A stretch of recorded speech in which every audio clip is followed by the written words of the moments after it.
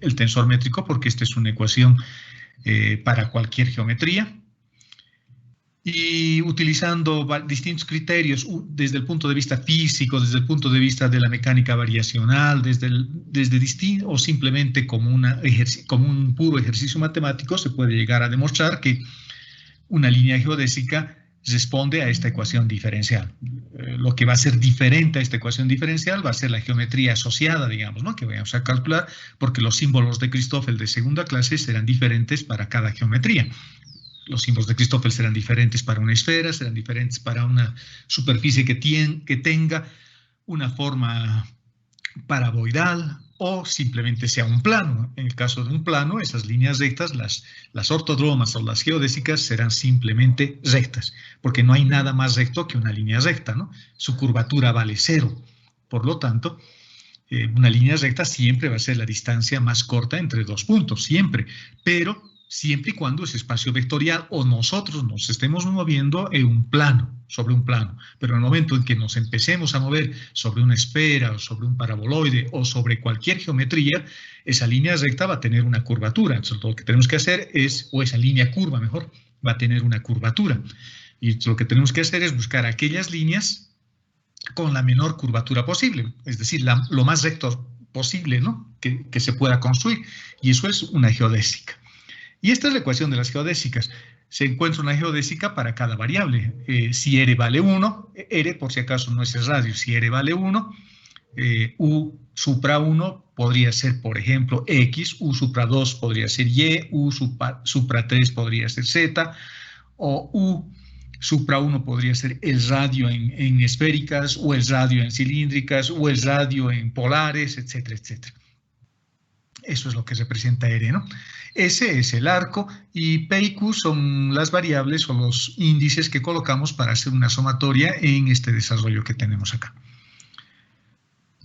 Eso vimos la clase anterior, vimos algunos ejemplos. Por ejemplo, vimos que en un espacio euclidiano que cuenta con una métrica estándar, una métrica natural, cualquier línea recta siempre va a ser una geodésica, porque, como dije hace un momento, no hay nada más recto que una línea recta. Una línea recta tiene curvatura 0, por lo tanto, eso es el concepto de lo que es una geodésica, es la distancia más corta. Pero en el caso de una esfera, ya lo habíamos comentado, cualquier círculo máximo que se obtenga como la intersección de una esfera con un plano cualquiera que contenga al centro va a ser también una geodésica. Y para otras geometrías básicamente lo mismo. Y esta ecuación es la que nos va a permitir justamente calcular o encontrar la ecuación de esa curva, ¿no? Vimos algún ejemplo, por ejemplo, la línea geodésica en un plano, como no tiene símbolos de Christoffel, los símbolos de Christoffel en un espacio euclidiano son idénticamente nulos, por lo tanto la ecuación que nos queda es esta, y resolviendo esta ecuación diferencial obtenemos finalmente este resultado. Reitero, UR es la variable. UR podría ser X, podría ser Y, podría ser Z, ¿no? Las líneas geodésicas sobre un cono, igual hicimos dándole una visión intrínseca, moviéndonos directamente sobre el cono, y encontramos que después de haber hecho todo ese trabajo medio duro, hallando la métrica primero y luego los símbolos de Christoffel de primera clase y luego los de segunda clase, etcétera, etcétera, llegamos a que las geodésicas, utilizando la ecuación que habíamos visto hace un momento, son estas, ¿no? Esta es la ecuación diferencial. Resolviendo esta ecuación diferencial, nosotros vamos a poder encontrar la ecuación de esa curva sobre un cono. Y se pueden hacer consideraciones incluso para hacerlo más simple, ¿no? Podríamos hacer, por ejemplo, que θ sea una constante. Si lo derivo respecto del arco se hace 0 y vamos a tener líneas rectas también, como si nos movemos sobre la cara lateral del cono, ¿no? Vamos a tener líneas rectas que también serán geodésicas, pero si nos movemos siguiendo una circunferencia, por ejemplo, será un arco sobre ese plano, etcétera, etcétera. Tiene dos geodésicas porque en la métrica que hemos establecido había dos variables. Una variable era el radio y la otra variable era θ. Y ahí habíamos quedado, ¿no? Lo que vamos a hacer ahora es echar o ver la última parte de la asignatura haciendo un producto escalar, un producto interno. Y ese producto interno nos va a permitir definir lo que son las derivadas absolutas o las derivadas intrínsecas, como también se las llama. Esto es lo que quedó pendiente y es lo último que vamos a ver ahora. Esto es un producto escalar, fíjense, estoy multiplicando esto con esto y es un producto con contracción porque estoy igualando índices. Por lo tanto, estamos definiendo un producto interno. Eso es en la visión del análisis tensorial, ¿no? Pero en la visión del cálculo ordinario yo estoy haciendo una regla de la cadena, porque estoy derivando la componente cualquiera de un tensor, por ejemplo, covariante. Las componentes son covariantes y lo estoy derivando respecto del tiempo. Por lo tanto, ¿cómo hacemos eso? Yo diría, derivo la componente respecto de su variable y luego hacemos la derivada de la variable respecto del tiempo, porque la que va a variar es la variable, no necesariamente la componente, ¿no? La componente depende del parámetro t. Ahora estamos definiendo funciones que dependen de un parámetro. En este caso podría ser el tiempo. Por lo tanto, acá lo que estoy haciendo es una regla de la cadena. Estoy derivando, no se olviden que esto es una derivada covariante, estoy derivando la componente respecto de su variable y luego la variable lo estoy derivando respecto del tiempo. Eso es regla de la cadena. Vale decir que estaríamos haciendo una cosa como esta, ¿no? Por ejemplo, tendríamos la componente lo derivamos respecto de una variable, de cualquiera de sus variables. Y, por ejemplo, podría ser el radio, podría ser el ángulo o cualquier variable.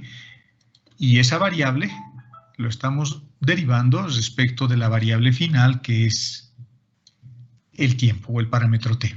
Estoy haciendo una simple regla de la cadena, es lo que hemos aprendido en el cálculo ordinario, ¿no? Es la componente que lo derivo respecto de una de sus variables y la variable lo estoy derivando respecto del tiempo, solo que esa derivada, la derivada que estamos haciendo es la derivada covariante. La derivada covariante ya la hemos definido, ya lo hemos estudiado con anterioridad y la derivada covariante es exactamente esto. Esto que les estoy mostrando lo estoy resaltando con rojo. Eso es la derivada covariante, es esto.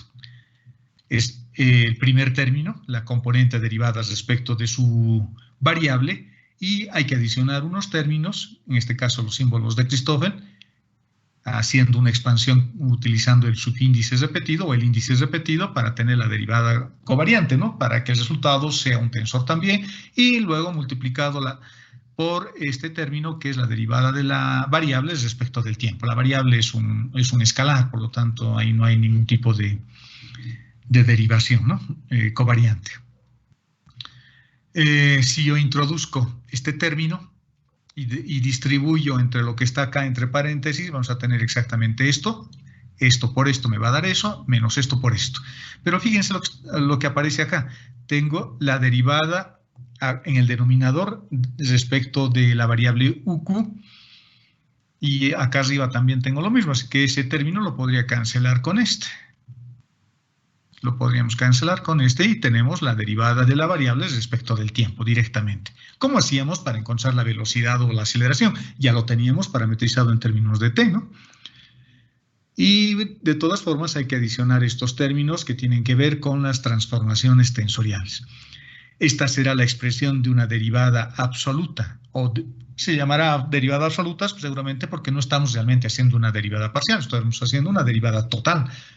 A esta derivada absoluta también se le llama derivada intrínseca, ¿no? Por lo tanto, conceptualmente es esto, pero ya en el desarrollo tenemos esto. Es la derivada de la componente respecto de t y hay que adicionar este término, ¿no? Que tiene que ver con los símbolos de Christoffel y los símbolos de Christoffel no se olviden que está asociada con la presencia o la posible presencia de curvaturas en el espacio en cuestión, en el espacio en el que estamos estudiando. Y esto será la derivada absoluta o la derivada intrínseca para un tensor de componentes contravariantes. Son componentes covariantes y estas serán componentes contravariantes. Y ya está, ya tenemos las dos expresiones que aparecen en todos los libros. No se olviden que son derivadas de las componentes de un vector. Y cuando yo derive respecto de la primera componente y obtengamos la primera componente, por ejemplo, de la velocidad, a este término habrá que multiplicarlo por el vector. Por el vector E sub 1. Por el vector E sub 1, ¿no? La primera componente estará asociada a E sub 1, la segunda al vector E sub 2, a la base natural. En la mayoría de las aplicaciones y de los ejercicios que uno resuelve, generalmente las componentes contravariantes son las que se usan, más que las componentes covariantes. Es decir, se utiliza siempre la base natural. La base natural, es decir, esta es la más conocida, esta expresión. la que les estoy mostrando. Ahora, volvamos. Si queremos desarrollar, digamos, esto puede ser bastante largo y complicado, ¿no? Fíjense que esta es la derivada intrínseca que hemos definido. Esta, en realidad, es lo que yo tendría que desarrollar si quisiese derivar. Por ejemplo, para la primera componente. Si yo quiero derivar la primera componente respecto del tiempo, será esta su definición. Y el desarrollo será una cosa como esta. Bueno, esta será la primera componente. Esto valdrá 1. Este valor de P valdrá 1. Y hacemos sumatoria. Bueno, y si no quisiera hallar la primera componente y hallamos para una componente P cualquiera, bueno, esto lo mantendremos como P, pero fíjense que acá tenemos índices repetidos. Tengo un índice repetido para S y tengo un índice repetido para Q. Por lo tanto, hay que hacer sumatoria. Eso seguramente se va a traducir en el desarrollo de 9 términos. Vamos a hacer ese desarrollo. Lo voy a mantener como P simplemente. Este 1 que tengo ahí va a ser en general P. Para cualquier componente voy a hacer el desarrollo solo de los subíndices y de los índices y vamos a tener lo siguiente. Fíjense, estamos haciendo un primer desarrollo para Q, con este. Por lo tanto, Q será 1, 1, 2, 2 y 3, 3. Y he hecho una sumatoria para Q, pero tengo una sumatoria también para S. Por lo tanto, para cada uno de estos términos, para este, por ejemplo, voy a tener un desarrollo, para este también, para el segundo término vamos a tener otro desarrollo y para el tercer término vamos a tener un tercer desarrollo. El desarrollo del término rojo es una cosa como esta, ¿no? Ahora vamos a hacer sumatoria para S. 1, 1, 2, 2 y 3, 3. Manteniendo la primera variable derivados respecto del tiempo. Y si la componente, por ejemplo, que quiero hallar es 1 para la primera componente, entonces tomaremos el valor de P como 1. 1, 1, 1. Hacemos lo mismo para este segundo término. Expandimos todo también. Sumaremos S nuevamente de 1 a 3. Y para este término pintado con verde tenemos nuevamente una expansión de otros 3 términos. 1, 2, 3 términos. Tenemos 9 términos que hay que sumar. No se olviden que los símbolos de Christoffel no todos son diferentes de 0. Muchos de estos términos se anularán. Pero lo que estamos obteniendo va a ser un vector derivados respecto de t. Un producto interno estamos haciendo, ¿no? En este caso, en la visión de los tensores. Veamos un ejemplo de cómo se puede manejar la derivada absoluta. Vamos a obtener, este ejercicio está en todos los libros, está incluido en el Shaun también. Lo que no está en el Shaun es el ejemplo que vamos a hacer a continuación después de esto. Nos piden hallar una expresión para la aceleración, de tal forma que tenga las propiedades de un tensor. Entonces, la aceleración no es más que, fíjense, estoy usando componentes contravariantes. La aceleración lo estoy representando con componentes contravariantes. Las componentes contravariantes utilizan superíndices, ¿no? Por lo tanto, la aceleración, en la visión que tenemos en la mecánica clásica newtoniana, la aceleración es la derivada de la velocidad. Y la derivada de la velocidad no va a ser más que la derivada respecto del parámetro t. En otras palabras, una derivada intrínseca. Y la derivada de cualquier vector respecto del parámetro t, lo hemos visto, lo acabamos de ver, es una cosa como esta, y como son componentes contravariantes, el desarrollo que voy a tener es ese. En realidad lo que he hecho es copiar simplemente esta expresión que tengo acá. La segunda, estamos usando componentes contravariantes. Y nos queda eso. Pero no es aceleración, no es solo A, ¿no? No es solo el tensor A. Para nosotros ese tensor ahora representa la velocidad. Por lo tanto, derivando la velocidad respecto del tiempo, tenemos una expresión como esta. Reemplazando los datos que teníamos antes, o en la expresión que tenemos definido, ¿no? Por lo tanto, desarrollando esta parte, vamos a tener exactamente esto. ¿De dónde he sacado eso? De acá, haber copiado esta parte. Solo que en lugar de colocar A, estamos colocando B. Pero acá aparece una cosa interesante. Esto es la aceleración, por lo tanto se pone directamente como aceleración.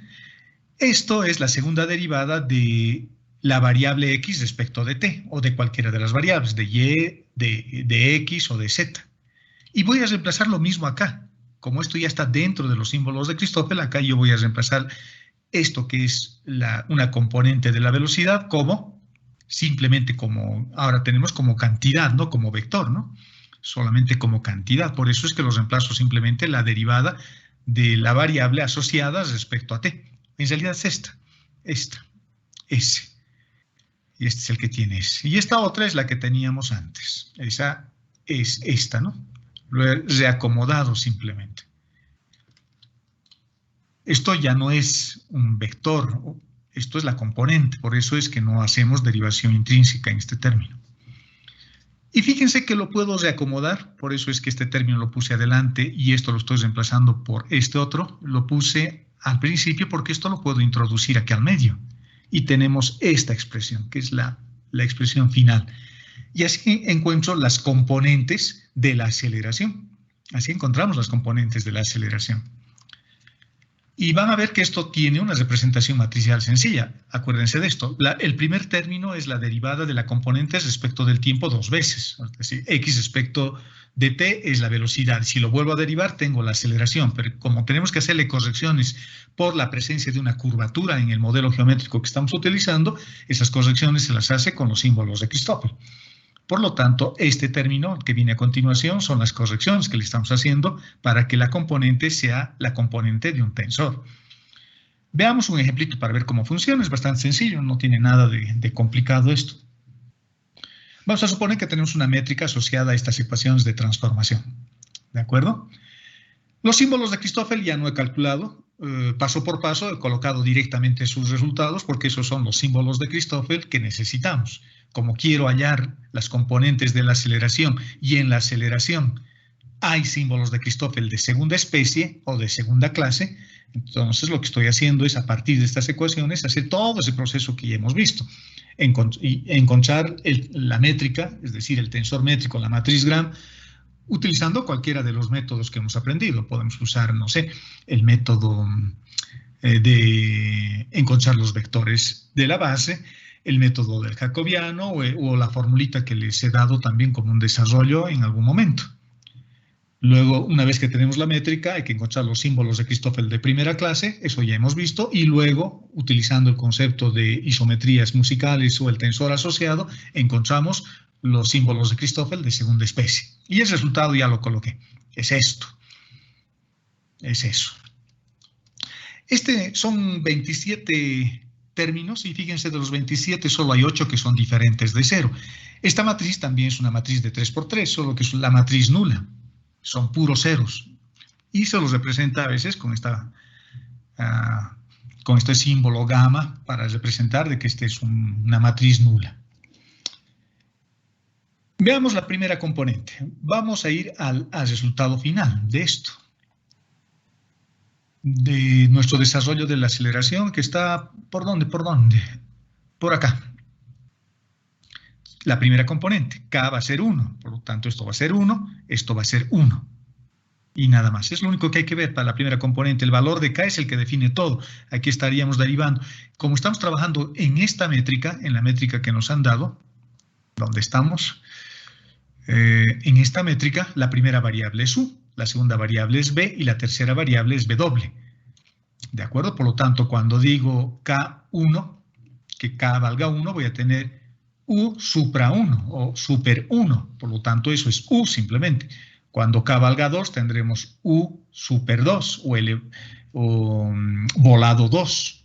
No es un exponente, ¿no? Es simplemente un índice que me dice con qué variable estamos trabajando. Entonces, cuando K vale 2, estaremos trabajando con la variable B, y cuando K vale 3, estaremos utilizando la variable W. En el tensor métrico, fíjense, K vale 1, por lo tanto, seguramente voy a trabajar con esta matriz, con la primera matriz, porque esto es K igual a 1, esto es K igual a 2 y esto es K igual a 3. Entonces, tenemos una cosa como esta, como la expresión. Matricialmente, fíjense cómo lo voy a hacer. Tengo ahí la derivada de la función de la primera variable respecto de t, 2 veces. Ese término. Este término es un vector, porque fíjense que tengo sumatoria. Q varía de 1 a 3 y ese también es una sumatoria. ¿Cómo puedo traducir matricialmente esto? Así. Lo voy a poner este término, luego lo voy a poner este término, el que está al lado, que en realidad son estas matrices. Esa es esta. Y esta otra es esta. Y luego cuando haga el producto aparecerán las sumatorias. Aparecerán las sumatorias. Por lo tanto, cuando Q vale 1, estamos con U supra 1. Cuando Q vale 2, tendremos U supra 2. Y cuando Q vale 3, tendremos U supra 3. Lo estoy expresando como una matriz esto. Y esto también, pero como una matriz columna. Y esta como una matriz fila. Y siempre es así, es decir, X respecto de T, Y respecto de T, y Z respecto de T, y acá lo mismo, ¿no? X respecto de T, Y respecto de T, y Z respecto de T. Solo que en este caso las variables no son X, Y y Z, las variables son U, B y W. Fíjense que el denominador, este término, lo estoy sacando fuera de la matriz y lo estoy poniendo aquí adelante. Por lo tanto, la matriz queda un poquito más simple así. Y esa es la componente de la aceleración, la primera componente. Hacemos los productos. Multiplico esta matriz con esta porque es conformante. Voy a obtener una matriz columna de 1 por 3. Y esa matriz columna lo voy a multiplicar con esta matriz fila. Y finalmente, agrupando términos, vamos a tener que la primera componente de la aceleración es eso. Interesante, ¿no? Esa es la aceleración. En el sistema cartesiano rectangular se hace exactamente lo mismo, solo que su métrica nos dice que esto es el vector, la matriz nula. Esa es la matriz nula. Por lo tanto, toda esta parte se anula. Y nos queda simplemente esto. El primer término. Que es así como encontrábamos en nuestros viejos tiempos de la base canónica la aceleración. O sea, la vida era mucho más fácil, ¿no? En esas épocas. Esa es la base natural. Solo que ahora en espacios que tienen curvatura, la aceleración, fíjense cómo se transforma o cómo se calcula. Es un poquito más laborioso porque implica varias cosas y fíjense que estoy encontrando solo la primera componente. Puedo encontrar luego la segunda componente. Para la segunda componente pondremos 2, esto será 2 y esto será 2. Y se repite. Por lo tanto, la segunda matriz será esta. La segunda matriz, la que voy a poner acá. Exactamente lo mismo, la misma, solo que acá ya no voy a tener U, voy a tener B. Y acá voy a tener la otra matriz y estos términos, bueno, se van a seguir manteniendo. Y para la tercera componente, fíjense que tengo la matriz nula. Por lo tanto, todo esto desaparece y nos vamos a quedar simplemente con esta parte de la ecuación. ¿De acuerdo? Y ya está. Un elemento interesante que hay que recalcar o hay que enfatizar acá es que estas componentes que estamos encontrando para la aceleración, esta y que la hemos desarrollado en esta formulita para la aceleración, también está en el shown por si acaso, para la aceleración, son componentes contravariantes. Les podríamos pedir las componentes físicas, por ejemplo, o les podríamos pedir las componentes covariantes. Si yo quisiese, pregunta para la clase, si yo quisiese hallar las componentes físicas, ¿cómo haríamos a partir de este resultado? Vamos a suponer que ya hemos llegado acá. Ya tengo. ¿Cómo hallo las componentes físicas?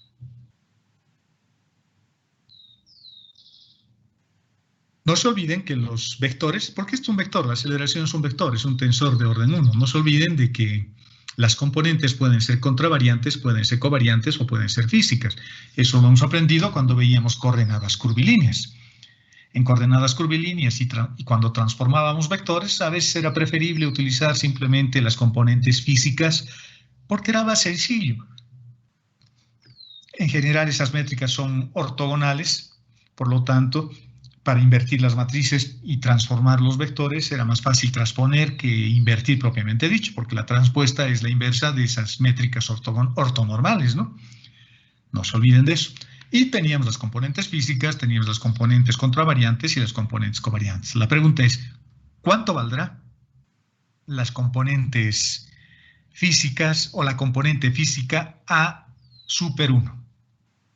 ¿Por cuánto tendría que multiplicar o dividir o qué hacer con este término? A ver, ¿quién me dice?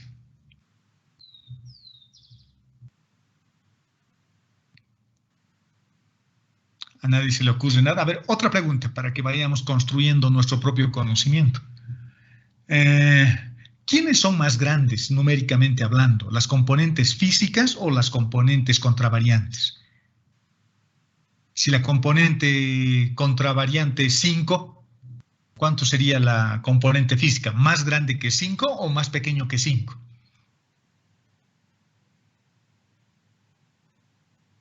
¿Qué ha pasado? Se han comido la lengua hoy día. Es nuestra última clase, no se preocupen, ya no los voy a molestar más. ¿Cuál es la componente más grande? ¿La componente física o la componente contravariante? Ingeniero, la componente contravariante. Ya, su compañera dice la componente contravariante. Otra persona, a ver, ¿qué dice otra persona? La componente física. Su compañero dice la componente física. Bueno, ahora vamos a salir de dudas. Las componentes contravariantes, jóvenes, incluyen el tamaño también del vector. Por lo tanto, son más pequeñas. Las componentes físicas siempre son más grandes, es decir, es una componente real, por eso se llama física. En cambio, cuando utilizamos componentes contravariantes, las componentes tienen en cuenta el tamaño de cada uno de los vectores de la base. Ya no son vectores unitarios. Por lo tanto, la respuesta es que la componente física es más grande. Siempre tiene que ser más grande. Porque esto está incluyendo el tamaño o está multiplicado por el tamaño del vector. Del vector en este caso, como estoy hallando la primera componente, estaría multiplicado por el tamaño del primer vector, del factor de escala que dice el Schaum. Por lo tanto, si yo quisiese la componente física, yo tendría que multiplicar todo eso por el tamaño del primer vector. Entonces, ¿cuánto vale el tamaño del primer vector? No sé, habría que calcular. El vector E sub 1 va a ser la derivada de estos respecto de U, la derivada de estos respecto de U y la derivada de estos respecto de U. X respecto de U, Y respecto de U y Z respecto de U. Va a ser U, B. Ese es el tamaño del vector. Y si lo multiplico y si le saco su módulo, no se olviden que ese vector está en base canónica, su módulo va a ser raíz de U al cuadrado por B al cuadrado. Por lo tanto, a este término lo tendría que multiplicar por la raíz cuadrada de U al cuadrado más B al cuadrado. Entonces, todo esto, ¿no? Todo esto. Este término tal vez se cancele, una parte de esto se va a cancelar, una parte de esto se va a cancelar, y acá va a aparecer la raíz de U al cuadrado más B al cuadrado delante de este término. Entonces, esas serían sus componentes físicas.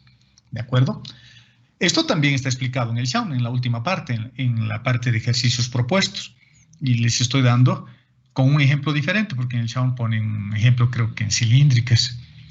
Pero encontrar, digamos, estas derivadas o las componentes de la aceleración en cualquier métrica no había sido difícil. Y fíjense, estamos hablando de aceleraciones de naturaleza tensorial, es decir, de partículas que se están moviendo sobre una superficie con una geometría que ya no es plana, es decir, en un espacio de Riemann o un espacio de pseudo-Riemann, digamos, que también así se le llama. ¿De acuerdo? Fíjense, tenemos un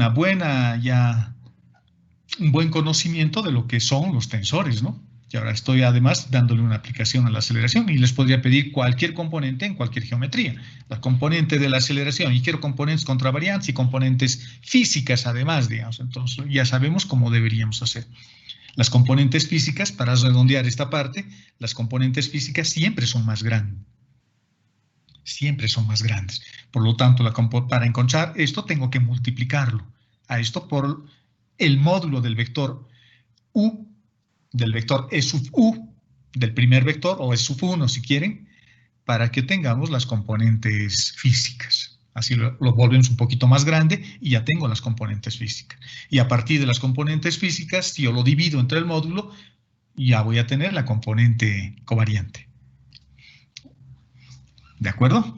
Ahora, otra cosa que también es importante, y esto no lo vi en el Schaum, no lo vi en el Schaum, pero que es interesante también de ver es cómo yo derivo los vectores de la base. Porque no se olviden que en cualquier geometría la base ya no va a ser un vector formado por vectores constantes, ¿no? Ya no es el vector 1, 0, 0. En general van a ser como en este caso, por ejemplo, en este ejemplo, el vector E sub 1. Si queremos escribir el vector E sub 1, por ejemplo, bueno, ya lo hemos visto hace rato, ese vector E sub 1 también va a ser una cosa como esta. El primer vector E sub 1. Y lo voy a, en vez de poner E sub 1, le voy a poner E sub U. Porque estamos hablando del primer vector. Va a ser la derivada de estos respecto de U. ¿Sí? U simplemente. De X, ¿no? En la dirección de Y. En la dirección de Y. No se olviden que esos vectores están en base canónica. Luego voy a tener la derivada de Y respecto de U. Eso es B. Eso es B. Y en la dirección de J. Ya está, ese es el vector. Fíjense que ahora este vector depende de U y depende de B, depende de las variables. Por lo tanto, ¿cómo yo derivo el vector E sub U, por ejemplo, respecto de U, o respecto de B, o respecto de W? Eso es un ejercicio bonito también. Ya no vamos a desarrollar la formulita, les voy a dar lo que dice la teoría. Esos vectores se derivan de esta forma. Fíjense, los símbolos de Christoffel también están presentes.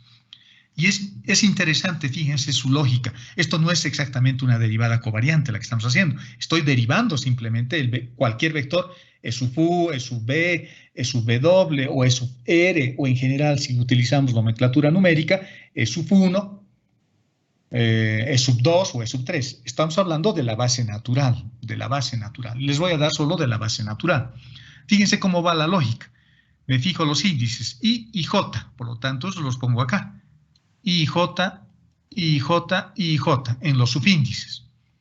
Y los subíndices, porque tengo que tomar en cuenta los símbolos de Christoffel de segunda especie, sirven para hacer sumatoria.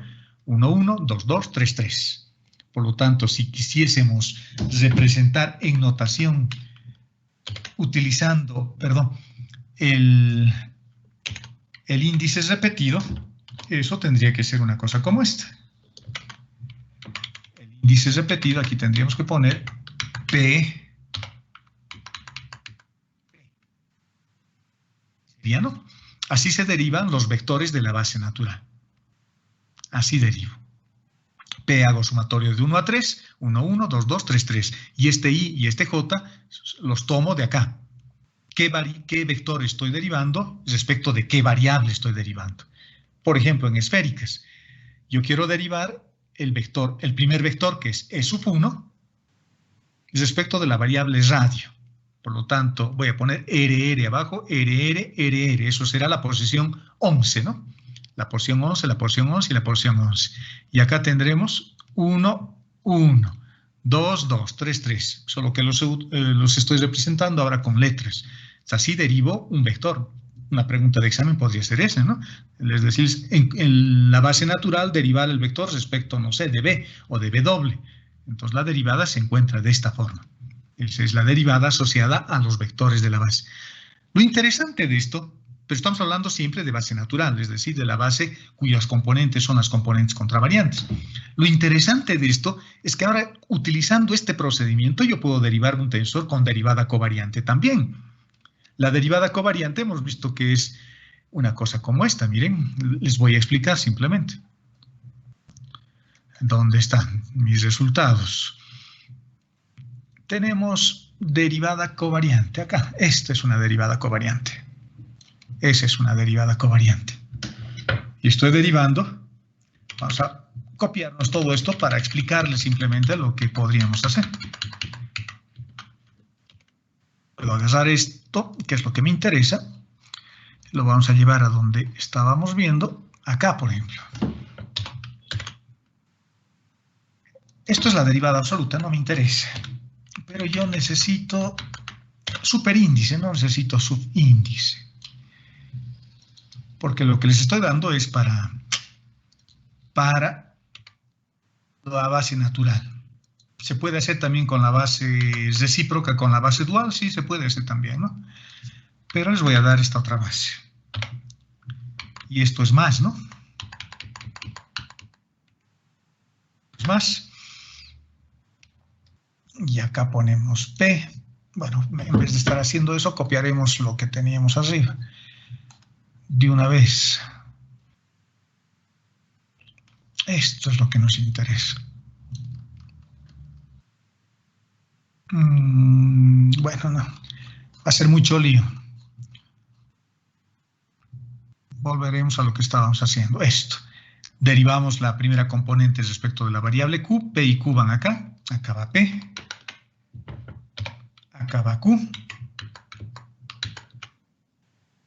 Nos inventamos una variable. S, por ejemplo, es lo que no quería hacer, pero ya lo haremos de una vez. Y acá colocamos la componente.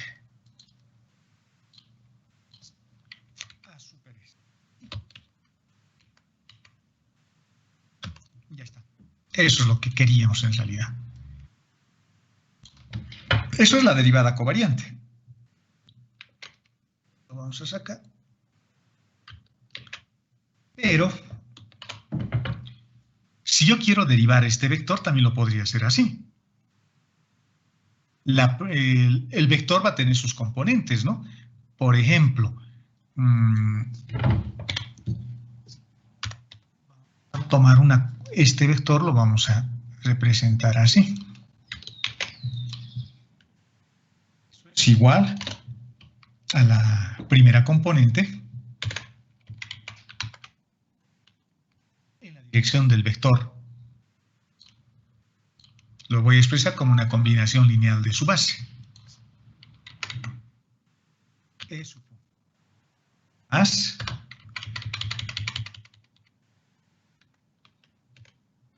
un vector, digamos, de dimensión 3 más, solo que este va a ser 3 y esto va a ser 3 también.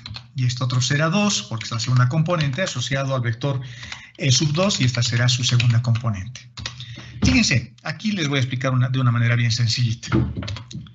Si yo quiero derivar la primera componente respecto, no sé, del radio, si estuviéramos en coordenadas polares o cilíndricas, podríamos decir, va a ser la derivada de la primera componente respecto del radio, más el segundo sin derivar.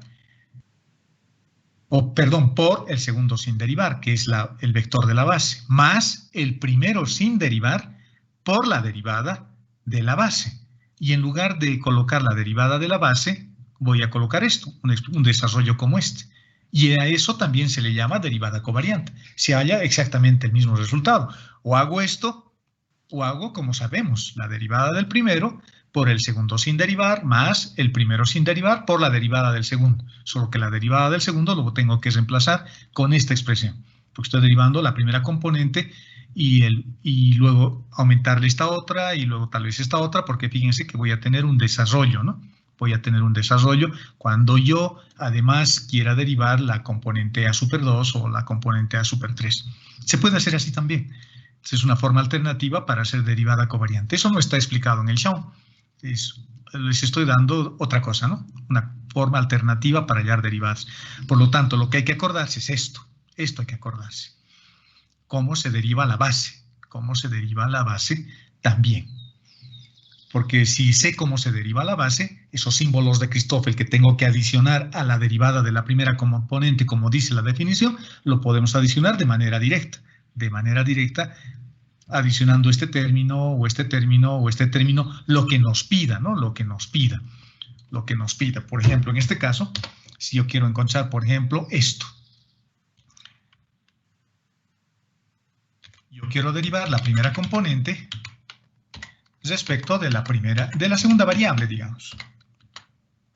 Entonces diremos la primera componente, voy a agarrar todo este término. Bueno, antes de agarrar ese término, mejor haremos así. Vamos a incluir la derivada. Bueno, pues será una derivada parcial en realidad. Derivaremos la primera componente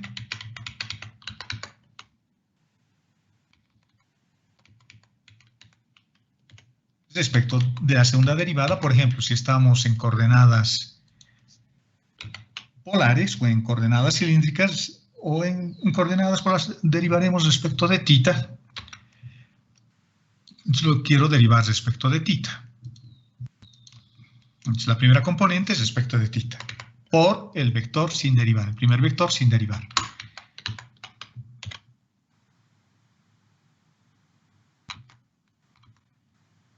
Más la primera componente sin derivar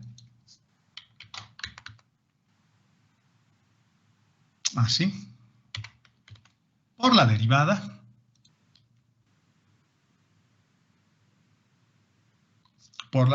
del vector E sub 1 respecto de θ. Respecto de θ. Ya está. A eso también se le llama derivada covariante. Eso es también la derivada covariante, pero con vectores de base, referidos en base natural. Y esto lo reemplazo con cualquiera de estas expresiones, ¿no? Digamos, como estamos derivando el primer término, sería esta la que tendría que reemplazar. Bueno, pero esto está en esféricas, pero una cosa equivalente, porque está reemplazando la primera el primer vector, que es E sub 1, que sería eres la variable 1, ¿no? Respecto de θ, y tendría que desarrollar de acuerdo a esta ley, o a esta otra que es de manera genérica, la que les puse acá. Y lo que vamos a obtener también es la derivada covariante. Ya tengo esta opción, o tengo esta otra, que es la que hemos desarrollado y es lo que aparece en el show. Fíjense, es diferente, ¿no? El primer término sí se parece. El primer término sí se parece, en realidad es el mismo. Pero los símbolos que yo adiciono acá se los expresan como combinación lineal de las componentes del vector. Y en este otro método se coloca como un desarrollo, pero que tiene que ver con los vectores de la base. Ya no con las componentes. Es interesante, es otra forma de encontrar también una derivada. Eso no está, creo, en el Shawn, así que se los pongo como referencia para que ustedes puedan elegir. Esto es lo que aparece normalmente en el Shawn, es lo que todo el mundo, generalmente los matemáticos hacen. Esto es más un desarrollo de los físicos. Hacen los físicos esto. ¿De acuerdo? Fíjense, bueno, hemos redondeado la idea de las derivadas, definiendo esto que se llama la derivada absoluta o la derivada intrínseca, como la derivada de un vector respecto de un parámetro haciendo regla de la cadena. Es lo que estamos haciendo. El desarrollo nos ha permitido encontrar estas dos expresiones. Les he puesto cuál sería el desarrollo. Bueno, eso es fácil, no había necesidad, digamos, pero de todas formas y vimos cómo se hace el desarrollo. Fíjense que puedo tener un chorizo bien grande acá, un desarrollo bastante laborioso de calcular, porque hay que ir reemplazando, ¿no? Tendré que tomar de la primera matriz la posición 11, por ejemplo, si yo quiero derivar respecto de P. De la segunda matriz la posición 11, de la tercera matriz la posición 11. En este otro desarrollo tomaremos de la primera matriz, pero ahora la posición 12, porque P vale 1, estoy derivando la primera componente. De la segunda matriz la posición 12, de la tercera matriz también la posición 12. Y en este término verde tendremos de la primera matriz, que voy a tomar la posición 13, de la segunda matriz también la posición 13 y de la tercera matriz también la posición 3. Muchos de estos términos se anularán, reemplazaremos los datos y tendremos la primera componente de ese vector derivado respecto de t como un concepto de derivación interna, ¿no? Como un producto interno en realidad, como un producto interno, un producto externo con contracción. Así se define la derivada covariante. Fíjense que esto definiendo como un producto interno, como un producto escalar. El producto escalar es un producto interno. Estoy haciendo una contracción, ¿no? Estoy multiplicando en producto directo y luego haciendo una contracción. En este ejemplito interesante estamos haciendo algo que conocemos. Estoy definiendo la velocidad, bueno, la aceleración en realidad, la aceleración. Y hemos encontrado una expresión para la aceleración que es esta. Y luego, como un ejemplito adicional, haciendo este breve repaso de lo que hemos hecho, hemos encontrado la primera componente de la aceleración en esta métrica, ¿no? En esta métrica. En esta métrica. Lo puedo hacer en cualquier otra que me pida. Bueno, ¿cómo se derivan los vectores de la base natural? Así. Fíjense que estoy usando subíndices. Eso es la base natural. La base dual es la que utiliza superíndices. Super I es aquella que tiene como un conjunto de vectores que son perpendiculares a la superficie. En cambio, estos vectores son paralelas o tangentes a las líneas coordenadas, ¿no? Del modelo curvilíneo que tenemos como referencia. Y así se desarrollan esas derivadas. Algunas consideraciones adicionales para ir terminando. La derivada covariante que hemos definido para un tensor contravariante también lo puedo representar así. Así lo hemos definido, ¿no? Generalmente, así lo hemos definido. La componente AP, Q. Pero también se define esa derivada de esta forma, utilizando el operador nabla. El operador nabla me está diciendo que estoy derivando respecto de Q a la componente A super P. Respecto de la variable Q a la componente A super P. Perdón, un segundo, jóvenes. Hola. ¿Sí? ¿Cómo está? Ya, espérame un cachito, por favor. Voy saliendo. Hasta luego. Bueno, hay alguien que me está esperando. ¿Me esperan 5 minutitos, por favor, jóvenes?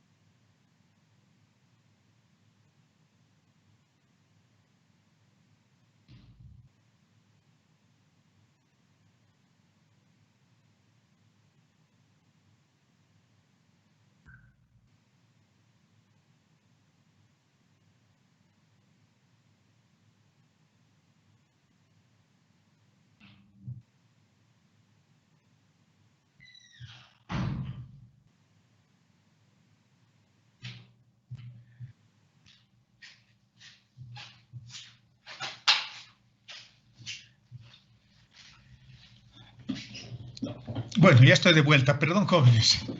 Este día ha sido bien ajetreado para mí. Bueno, pero ya volvamos a lo último.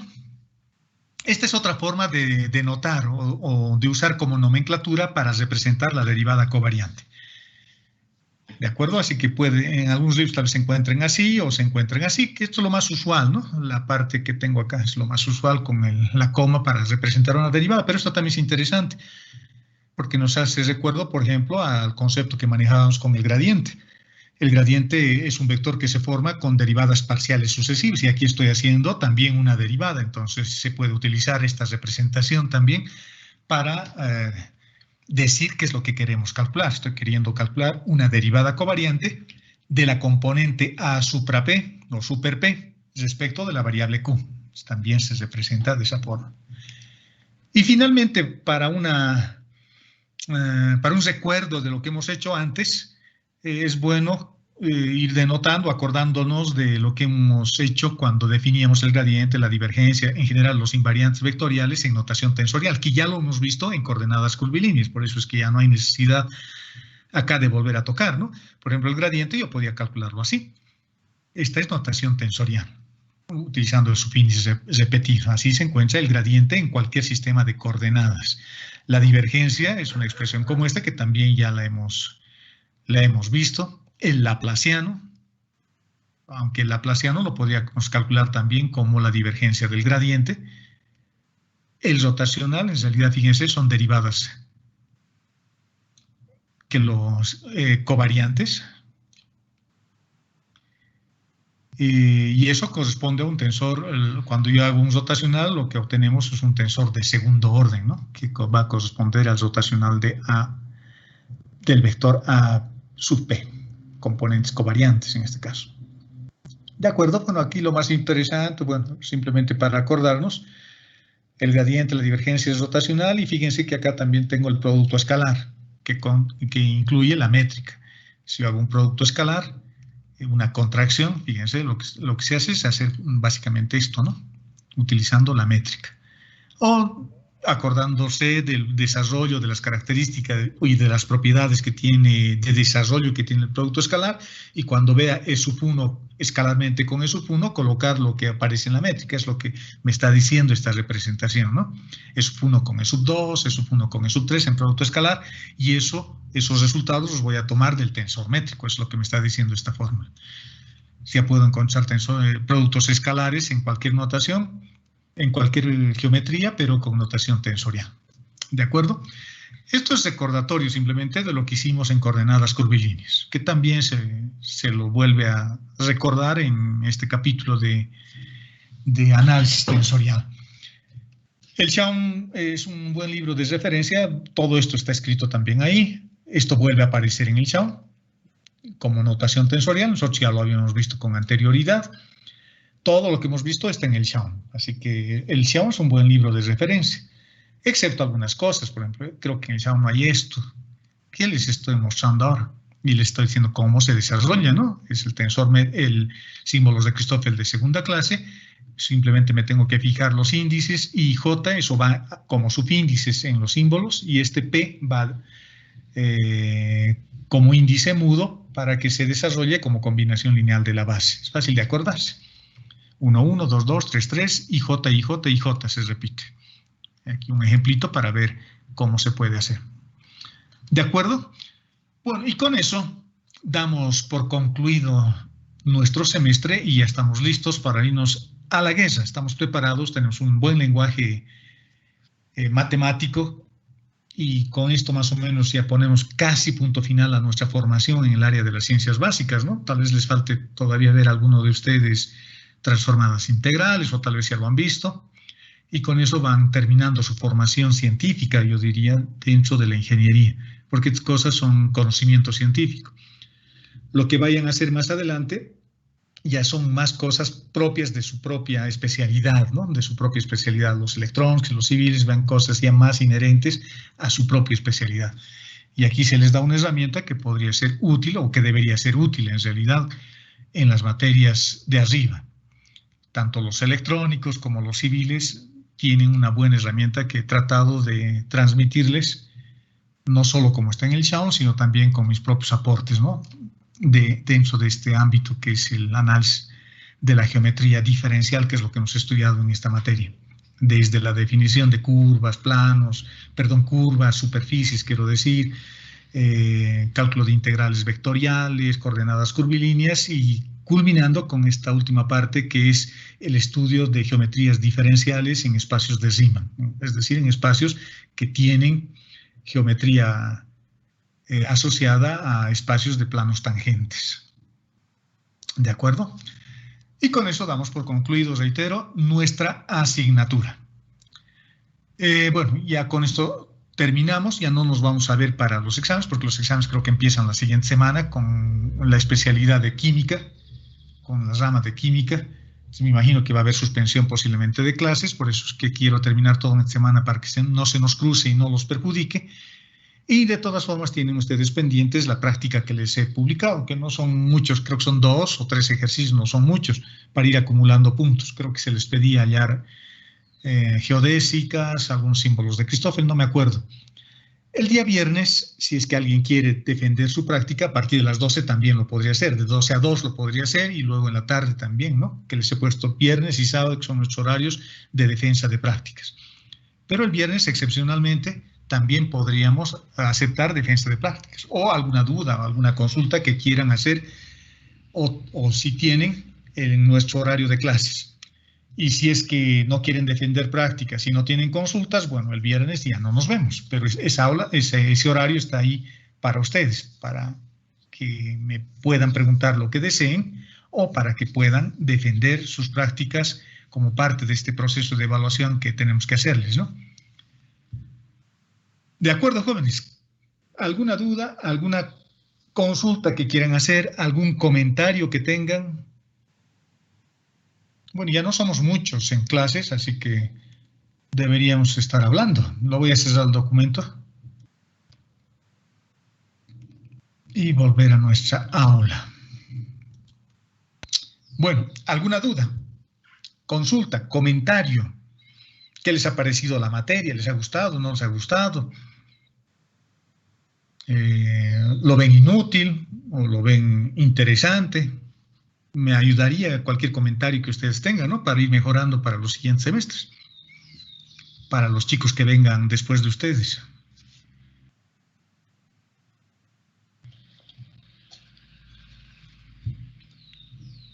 Nada, todo está claro.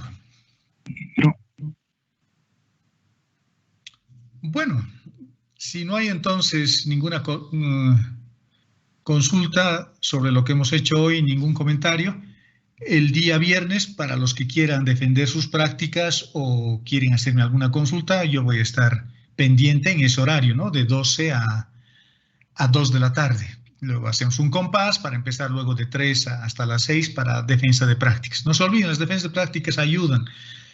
Y además les va a dar la oportunidad de volver a repasar todo esto que hemos hecho al hacer su práctica, ¿no? Para eso son las prácticas, para que ustedes puedan meterse ya en el tema. Mientras uno no hace una práctica o no se pone a estudiar, de hecho no lo ve, ¿no? De hecho no ve lo que estamos avanzando.